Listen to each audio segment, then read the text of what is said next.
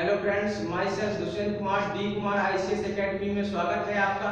और आज हम राष्ट्रपति की संवैधानिक स्थिति को देखेंगे कि भारत में राष्ट्रपति की संवैधानिक स्थिति क्या है। एक्चुअल में फ्रेंड्स दो प्रकार की व्यवस्था है, एक अध्यक्षीय शासन व्यवस्था और दूसरी संसदीय शासन व्यवस्था। अध्यक्षीय शासन व्यवस्था में राष्ट्रपति की महत्वपूर्ण भूमिका होती है। जैसे अमेरिका में, यूएसए में राष्ट्रपति के बारे में अक्सर आप सुनते रहते हैं, न्यूज़पेपर में राष्ट्रपति का नाम दिया। वहाँ जो कार्यकारी प्रमुख है वो राष्ट्रपति हैं। अपने यहाँ राष्ट्रपति की स्थिति एक्चुअली अपने यहाँ संविधान में बताया गया है कि कार्यकारी प्रमुख और प्रधानमंत्री हैं, और जो वास्तविक शक्तियां हैं वो प्रधानमंत्री के नेतृत्व वाले मंत्रिमंडल में निहित हैं। और वहीं पे अध्यक्षीय शासन व्यवस्था में ऐसा नहीं है, वहाँ पे जो भी है राष्ट्रपति है। और इसीलिए आप अक्सर न्यूज़पेपर में अमेरिका के राष्ट्रपति का नाम सुनते हैं, और हमारे भारतीय न्यूज़पेपर समाचार पत्रों में अक्सर प्रधानमंत्री का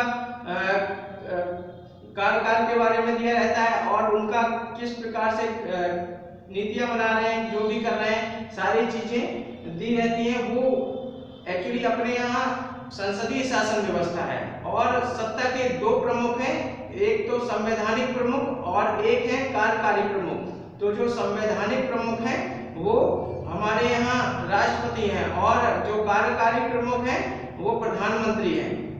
तो अपने यहाँ जो राष्ट्रपति की स्थिति है वो राजा, ब्रिटेन के राजा की स्थिति यानी क्राउन की स्थिति है, वही राष्ट्रपति की स्थिति है। यानी जो भी इम्पोर्टेंट काम है वो सारे काम प्रधानमंत्री के नेतृत्व वाले मंत्रिमंडल के हाथों में है, और जो भी काम किया जा रहा है वो मंत्रिमंडल के द्वारा ही किया जा रहा है। फ्रेंड्स, मंत्रिपरिषद और मंत्रिमंडल दोनों में ही अंतर होता है। मंत्रिपरिषद में तीन प्रकार के मंत्री आते हैं, कैबिनेट मंत्री, राज्य मंत्री, स्वतंत्र प्रभार और उप मंत्री। जो कैबिनेट मंत्री होते हैं इनकी संख्या 15 से 20 होती है और ये महत्वपूर्ण मिनिस्ट्री को होल्ड करते हैं, जैसे गृह मंत्री और फॉरेन मिनिस्ट्री को होल्ड करेंगे, फॉरेन मिनिस्टर्स, ठीक है, और रक्षा मंत्री, डिफेंस मिनिस्टर, डिफेंस मिनिस्ट्री को होल्ड करेंगे। और इसके बाद जो दूसरे नंबर की श्रेणी में मंत्री आते हैं उनको बोलते हैं स्वतंत्र प्रभार, ठीक है। ये जो कम महत्वपूर्ण जो मंत्रालय होते हैं ये होल्ड करते हैं। इसके बाद दोनों प्रकार के मंत्रियों को सहायता और सलाह देने के लिए उपमंत्री का पद भी संविधान में होता है। इसके बाद एक सचिवों की श्रेणी आती है, वो भी मंत्रियों में ही काउंट की जाती है।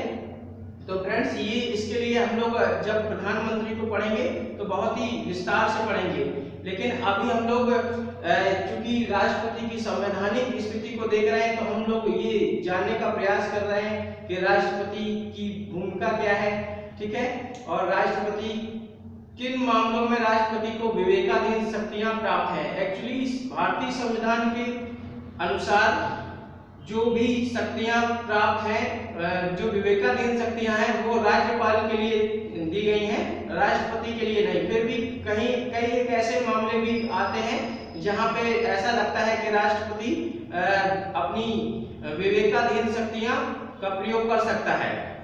जैसे जब किसी भी सरकार को स्पष्ट बहुमत प्राप्त नहीं होता तो वहां पे राष्ट्रपति प्रधानमंत्री की नियुक्ति करता है और सरकार की नियुक्ति करता है कि सरकार को आमंत्रित करता है सरकार बनाने के लिए, पार्टी को आमंत्रित करता है सरकार बनाने के लिए। और इसके बाद हम कुछ अनुच्छेद दिए हैं, तीन अनुच्छेद के माध्यम से हम समझने का ही प्रयास करेंगे कि अपने यहाँ भारत में राष्ट्रपति की क्या स्थिति है।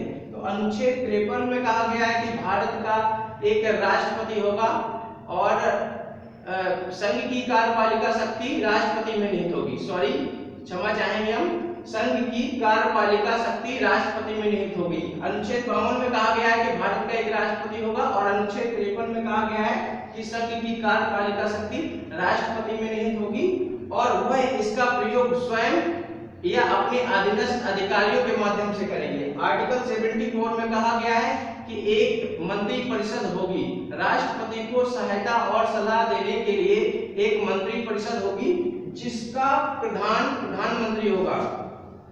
अनुच्छेद 75 में कहा गया है कि प्रधानमंत्री की नियुक्ति राष्ट्रपति करेगा और प्रधानमंत्री की सलाह पर राष्ट्रपति अन्य मंत्रियों की नियुक्ति करेगा। फ्रेंड्स, यही अनुच्छेद 75(3) में कहा गया है कि मंत्री परिषद सामूहिक रूप से लोकसभा के प्रति उत्तरदायी होगी। यानी हम कह सकते हैं कि अगर मंत्री परिषद सामूहिक रूप से लोकसभा के प्रति उत्तरदायी होगी, यानी कोई एक मंत्री कोई गलत काम करता है तो उसके लिए पूरी मंत्री परिषद जिम्मेदार होगी, रिस्पॉन्सिबल होगी। और अगर बहुमत सिद्ध न कर पाई सरकार सदन में तो सरकार को इस्तीफा भी देना पड़ सकता है। फ्रेंड्स, इसके अलावा हमने अभी आपको बताया कि यदि किसी सरकार को स्पष्ट बहुमत प्राप्त नहीं है तो किसी भी पार्टी को आमंत्रण देंगे सरकार बनाने के लिए। तो एक तो ये हो गया। दूसरा, हमने ये भी देखा कि संसदीय शासन व्यवस्था में प्रधानमंत्री महत्वपूर्ण भूमिका निभाता है। तो इससे भी आपको पता चल रहा होगा कि राष्ट्रपति नॉमिनल है अपने यहाँ, ठीक है। जो भी वास्तविक शक्तियां हैं वो प्रधानमंत्री कैबिनेट के पास होती हैं, ठीक है। तो कुछ एक उदाहरण से हम लोग समझने का प्रयास करते हैं, जैसे कि राष्ट्रपति शासन के लिए 1997 में उस समय जो राष्ट्रपति थे KR नारायण थे, तो उनसे सरकार ने कहा था, जनता पार्टी सरकार ने, कि उत्तर प्रदेश में राष्ट्रपति शासन लगाए, लेकिन राष्ट्रपति ने पुनर्विचार के लिए कह दिया था। फ्रेंड्स, यहाँ देखिए 42वां संविधान संशोधन आपको दिखाई दे रहा है, यानी 42वां संविधान संशोधन 1976 में किया गया। और इस संविधान संशोधन, ये बहुत महत्वपूर्ण संविधान संशोधन है। आपको याद होगा इंदिरा गांधी जी ने बिना राष्ट्रपति और मंत्रिमंडल की सलाह के बगैर ही अपना, यानी एक प्रकार से कह सकते हैं डिक्टेटरशिप की तरह, उन्होंने क्या किया था कि राज्य में आपातकाल घोषित कर दिया गया था, ठीक है। यहाँ जो राज्य शब्द इस्तेमाल किया जाता है संविधान में, वो राष्ट्र के लिए, नेशन के लिए इस्तेमाल किया जाता है, ठीक है फ्रेंड।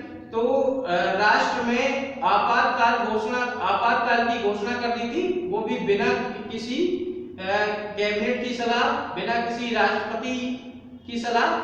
तो ऐसा इसलिए किया गया ताकि अब प्रधानमंत्री, ऐसा कोई भी प्रधानमंत्री ऐसा न कर पाए। तो 42वां संविधान संशोधन किया गया और ये राष्ट्रपति के लिए ये आवश्यक बना दिया गया, ठीक है फ्रेंड्स, कि वो ऐसा न कर पाए। अब आप सोच रहे होंगे इंदिरा गांधी ने किया था तो राष्ट्रपति का क्या मतलब? तो मैं फ्रेंड्स बताना चाहेंगे कि जो भी काम करेगा राष्ट्रपति करेगा, उसके ही हस्ताक्षर से सारे काम होते हैं। ये मैं पहले भी बता चुका हूं कई बार। तो मंत्री परिषद की सलाह पर राष्ट्रपति बाध्यकारी होगा।